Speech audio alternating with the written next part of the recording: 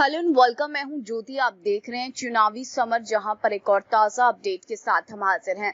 भाजपा सांसद ने अपनी ही सरकार के खिलाफ खोला मोर्चा। भाजपा सांसद ने एक बार फिर से मोदी की बोलती बंद की। जी हां, जैसे कि हम जानते हैं कि सुब्रमण्यम स्वामी आए दिन किसी न किसी मुद्दे को लेकर मोदी सरकार के खिलाफ हमला बोलते रहते हैं। इसी कड़ी में उन्होंने मोदी के खिलाफ फिर से निशाना साधा है। आपको बता दें कि बीजेपी सांसद सुब्रमण्यम स्वामी अक्सर ही अपनी पार्टी के खिलाफ बोलते नजर आते हैं। ऐसे ही उन्होंने एक शो के दौरान नरेंद्र मोदी पर पूछे गए सवाल का जवाब देते हुए कहा कि वे पीएम मोदी की बात को भी नहीं सुनते हैं। दरअसल गोदी मीडिया के रिपोर्टर ने स्वामी से सवाल पूछते हुए कहा कि नरेंद्र मोदी चाहते हैं कि डेवलपमेंट हो। उन्होंने सोनिया गांधी को चाय पीने के लिए बुलाया और आपने सोनिया गांधी को समन भेजकर सब कुछ गुड़ गोबर कर दिया। उनके सवाल पर सुब्रमण्यम स्वामी ने हंसते हुए कहा कि वे वही करते हैं जो पार्टी के चुनावी घोषणा पत्र में लिखा गया है। उन्होंने कहा था कि उसमें जो मुद्दे हैं वे उन्हीं को उठाते हैं।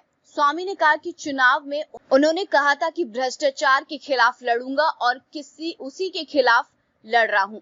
उन्होंने कहा कि चुनावी घोषणा पत्र में हमने राम मंदिर बनाने का वादा किया था, उसी की पहल हम कर रहे हैं। इसके साथ ही उन्होंने फिर से दोहराया कि अगर उनकी अपनी सरकार किसी मुद्दे पर कमजोर नजर आएगी तो फिर वे अपनी सरकार को भी फटकार लगाने से पीछे नहीं हटेंगे। उन्होंने साफ साफ कहा कि वे कुछ मुद्दों पर मोदी की भी नहीं सुनते। देखे तो पिछले कुछ समय से भाजपा सांसद सुब्रमण्यम स्वामी मोदी के खिलाफ कुछ आक्रामक तेवर में नजर आ रहे हैं। ऐसा महसूस हो रहा है जैसे उन्हें मोदी की तानाशाही के कारण भाजपा के अंदर घुटन महसूस हो रही है। हालांकि वे काफी समय से भाजपा में हैं, इसलिए वे पार्टी से किनारा नहीं कर सकते, लेकिन मोदी की तानाशाही देखकर शांत भी नहीं बैठ सकते हैं।